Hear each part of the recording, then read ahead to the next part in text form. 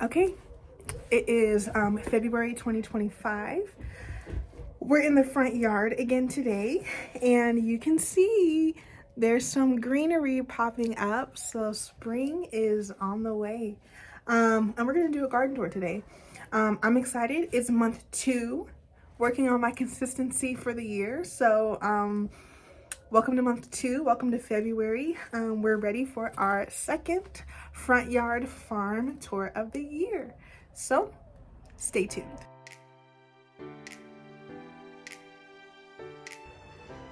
Okay, here is how she's looking.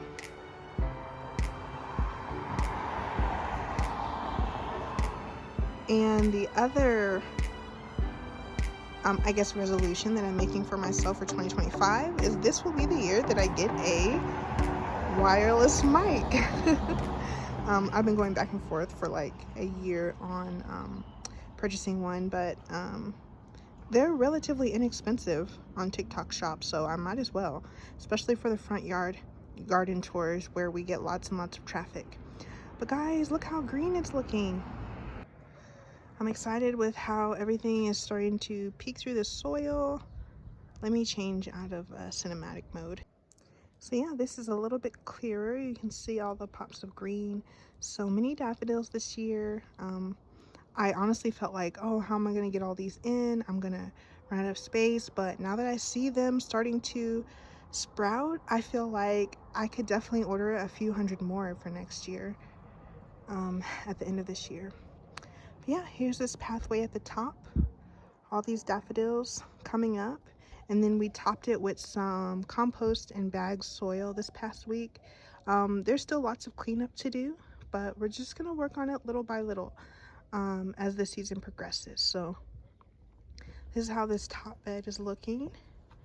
The daffodils are starting to multiply, and we're going to take a look at what's going on down here in the lower level garden. And then after this garden tour, I plan on watering, so it's about 4 o'clock in the evening, and I'm going to try to wrap this up before 4:30 so I can still have plenty of daylight. But here we have our hollyhocks. We got some frosty days in January and at the beginning of February, so a lot of the foliage died back, but we'll clean up all those dried leaves and then they'll kind of just rejuvenate from there. We have our Shasta daisies that are ready to be cleaned up as well. And then we have a bunch of self-seeded hollyhock. So I'm looking forward to the years to come, because I used to put sunflowers here. Like one year I did zinnias here, and then I did sunflowers here. But as these hollyhocks have been self-seeding, I'm just going to leave them. And then eventually this whole bed will be hollyhocks and a section of Shasta daisies right there. And behind that bed, we have our daffodils. Look at the progress that they've made just over the last month. So the ones that come up with a ton of foliage like this, I wonder why. Maybe just the variety, because I have a bunch of mixed varieties in here, but you can see this foliage is like super thin, and this foliage is much thicker, and even the color is a little bit different. But you guys can see the soil, it's super dry. I haven't watered in a week because it's been kind of cold, so I haven't wanted to come out here. But there's daffodils under here as well. This was one of my last plantings of daffodils, so it'll probably be another few weeks before those are up. We have daffodils, and then I think these are sweet peas. So this is the latest that I've ever had sweet peas. I typically will sow them in the fall indoors and then transplant them. This year I ended up direct seeding them in like December. But they survived and they're peeking their little heads out, so we will have sweet peas. They'll just be a little bit later in the season than we typically have them. And then over on this side, we have our ranunculus, and most of these were ones that I did not dig out from last year, so they stayed dormant over the summer, and then resprouted in the winter. They died back a little bit in January when we had our cold snaps, but now they have like tons of foliage and they're looking really good. You can see where some of the foliage got damaged from the cold nights, but now they're doing great. And I'm so excited because these ranunculus were the ones that did the best for me last year. And I ordered over 200 ranunculus this year. I just got a box of 150 on the 14th. So this year will also be the latest year that I've ever got ranunculus in, but I'm gonna give them a try. I'm gonna plant them in an area that gets a lot of shade so that they can hopefully not go dormant with too hot of temperatures. But I do have some that are coming up in some of the in-ground beds in the back in spaces where I don't want them, so I might actually come bring some of those up here and plug them in where there's a little bit of space. But yeah, these look so good. So I'm gonna do better this year and try to, as soon as they go dormant this year, I think I'm gonna try to dig them up. Maybe, I don't know, because they're doing so good. So I might just leave them, and then the ones that I just got in, I'm gonna plant them in containers. So, because I don't think I actually want to deal with digging them up, to be honest. But yeah, this is a volunteer hollyhock. It's doing good. Then we have this bed right next to the daffodils and sweet peas and ranunculus. We have this next trellis bed, which has more sweet peas there at the bottom. Everything still like super tiny, but it's going to be really awesome to see how much things have grown over the next several months. This is a sunflower. This is a volunteer. And then we have some lettuce.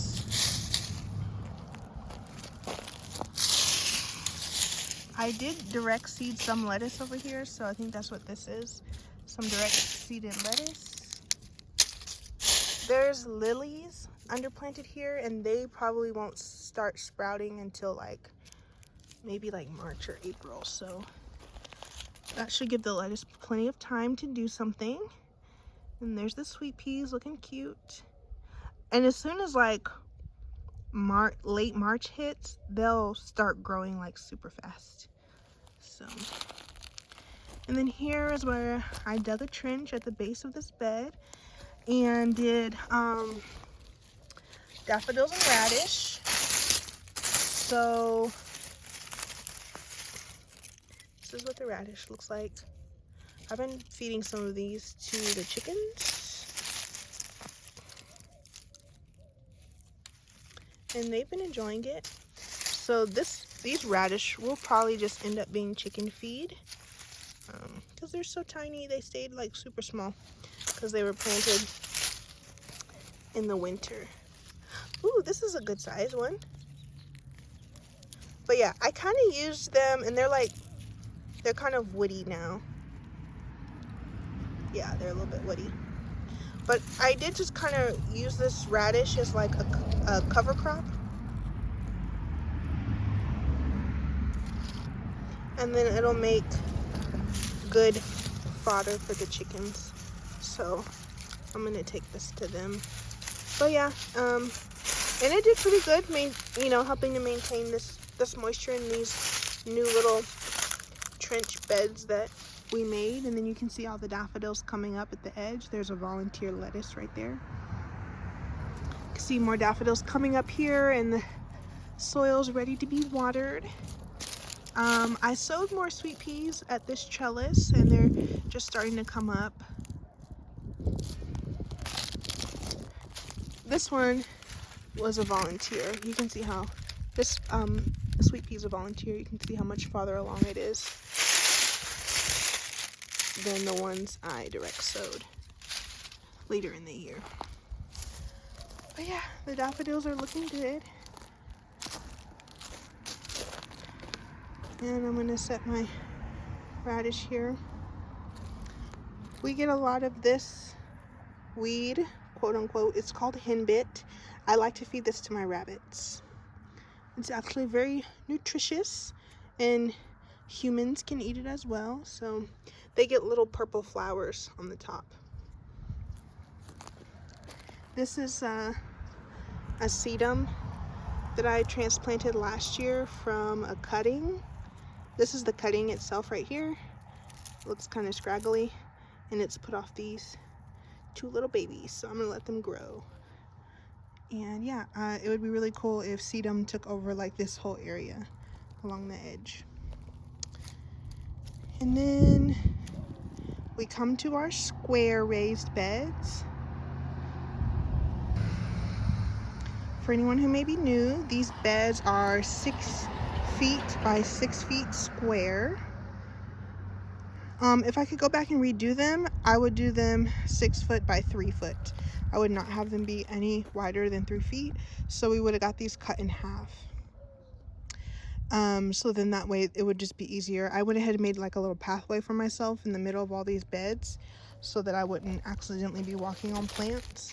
But that's what I would do. This bed has daffodils, and you can see these ones are a little bit of a later season, I think. I've been planting daffodils for like 4 years, I think, so I couldn't tell you all the different varieties I have, or because some of them I just bought as like mixed varieties, but I just like to add new ones every year as I have time and can find more space. So I did the same thing here. Winter radish cover crop. The chickens will eat the greens and the roots, and I'm really happy to see that the daffodils are not having any issues sprouting up between these radish. My daffodils I planted 4 inches apart. So yeah, we've been trying to stretch our chicken feed because over the winter we don't grow as much forage as we do during the rest of the year. So we've been trying to stretch our feed. So I'm gonna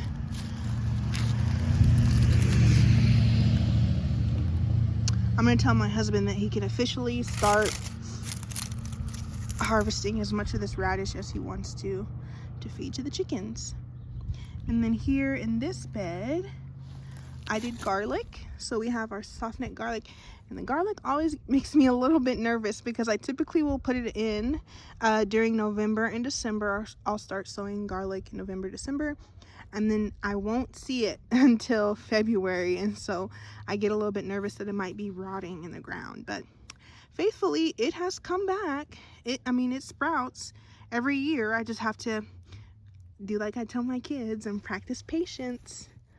And then I also direct seeded lettuce in between all of these garlic, and some of them germinated well, some of them not so much, but they're teeny tiny right now because I sowed these when it was like still super cold outside. So these I'm gonna thin, so I'm just gonna pull these out to like 3 seedlings. And once they get a little bigger, whichever one's the strongest, I'm just gonna thin it to 1 seedling in between each garlic. And my garlic are spaced 8 inches apart. So from here to here is 8 inches. At the 4-inch mark, I put lettuce. So this should be a pretty good companion planting pair, because garlic is supposed to be like a pest repellent. The scent of garlic is supposed to repel pests like aphids. So hopefully that'll help keep pests off the lettuce. But yeah, this should be a pretty good stand of lettuce and garlic, and then the lettuce will help mulch the soil to hold moisture in where the garlic is. On that side of the bed, there's nothing right now. There's some grass growing up and I think a volunteer hollyhock. I'm gonna probably put my first succession of sunflowers over there. And then here at the edge of this bed is that same radish and daffodil pairing. These are all volunteer hollyhocks, and we are just going to leave those. They make really good forage for the rabbits, so we have been harvesting off of the greenery during the winter for some extra greens for the bunnies. Then we have a snapdragon, and this is just a patch of grass that I don't want, so pulling weeds while you can. But yes, the soil is very dry, so I'm really looking forward to watering. Here where we have it mulched with paper, you can see how, you know, super crumbly. It's not holding together, but it still looks nice and dark and rich, but very dry. So this is our first daffodil of the season.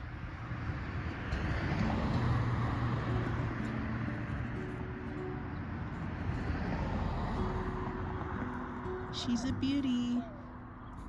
I love it. So pretty.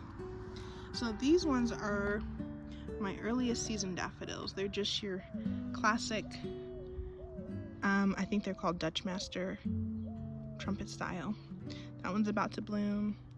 That one's about to bloom. This one is budding up. So I don't actually know if I'll be able to get any of these harvested, because I really won't have enough to do anything with these first couple of weeks. So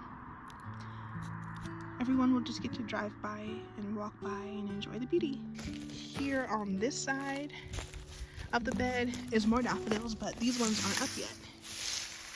So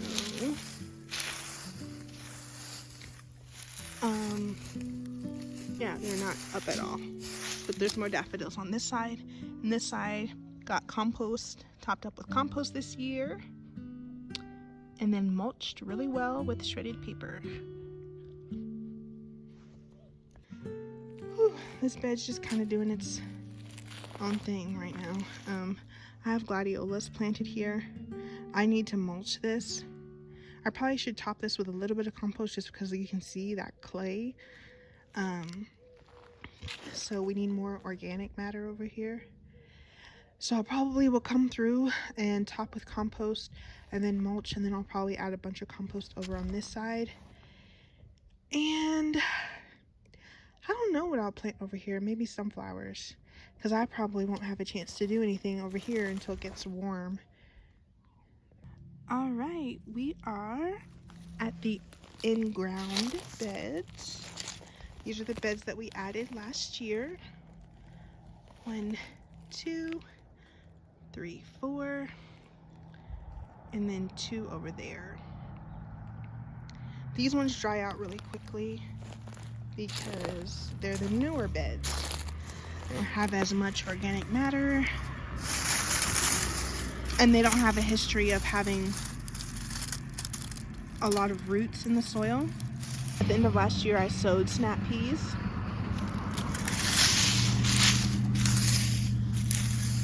And there's daffodils here also. So those are starting to break the surface of the soil. We have it mulched with leaves.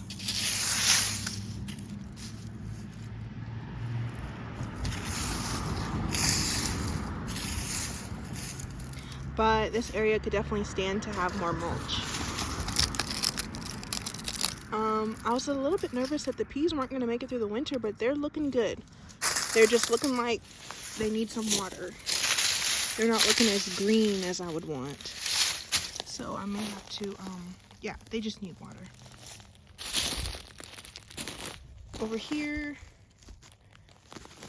more snap peas.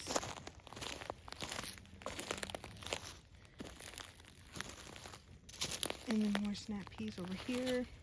These last 2 rows are a dwarf snap pea, and the coloring is really interesting. It's really pretty. It actually reminds me, I should actually get it in the camera. The coloring of these peas reminds me of eucalyptus, actually. So, yeah, these are really pretty. At the base of these snap peas, I did sow some spinach. And the ones that survive the cold are like super, super small seedlings. So, there's still some here, but I think I might have sowed daffodils under these. So if the spinach makes it, great. If it doesn't, there's daffodils coming up. Here's that same variety of purple flowered. It actually might be like a light gray flowered dwarf snap pea. And I'm definitely gonna have to grow these again. I think I could actually grow these for foliage because it's so pretty.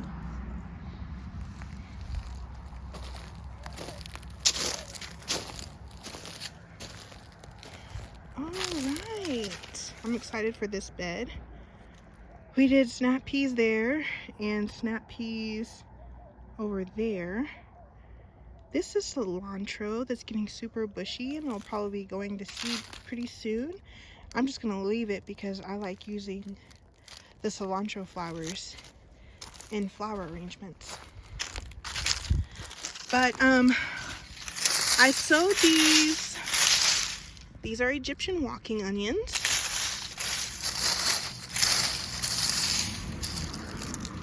I sowed them at the end of last year, like I think December, and they were very dry and crispy and virtually no greens on them. And gosh, this soil is so dry. I'm happy to see that the greens are growing. So we will have a good stand of green onions this year. I have more coming up in a raised bed in the back, but I'm probably going to dig them up this year and move them somewhere else because I don't like where they are right now. So we'll have a good amount of green onions. Let's look at the cilantro. Here's the cilantro. We have mostly been using this for rabbit forage. I've not really been using it in cooking. We may have used it once or twice. But I honestly just like how it looks, and I like the cilantro flowers for flower arrangements. So actually might come through and just put some more seeds over here.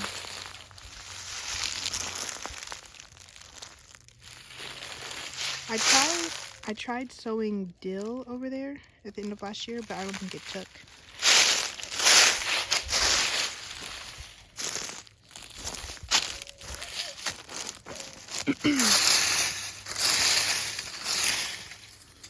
I'm not seeing any seedlings. This area just dries out so fast. I'm probably gonna need to do transplants this year.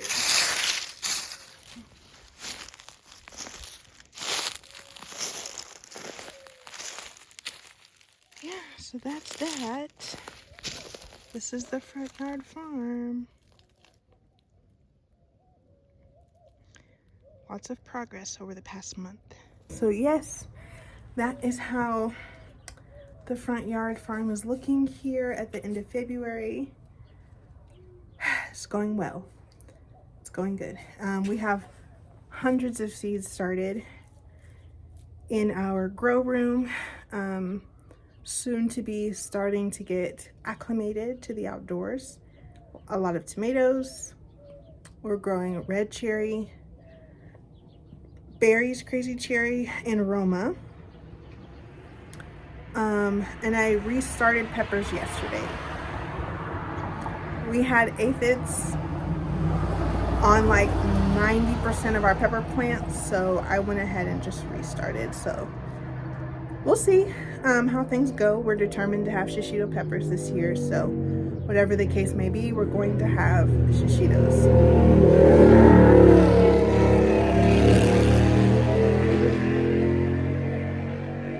Joys of living in the middle of a city in a rural area. you can still hear it.